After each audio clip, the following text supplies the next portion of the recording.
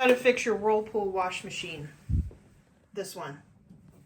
So I broke the lid locking mechanism off. It's supposed to be like that to lock the lid, and I broke it off. And with the lid locking mechanism broke, it will turn on,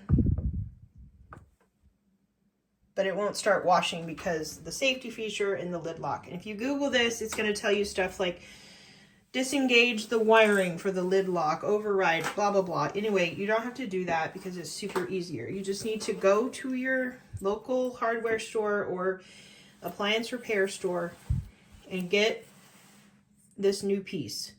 It's super cheap, super easy, and then you don't even need any tools. You just twist it. It comes right out. Then you can take the new one, put it in. Done. Now, guess what?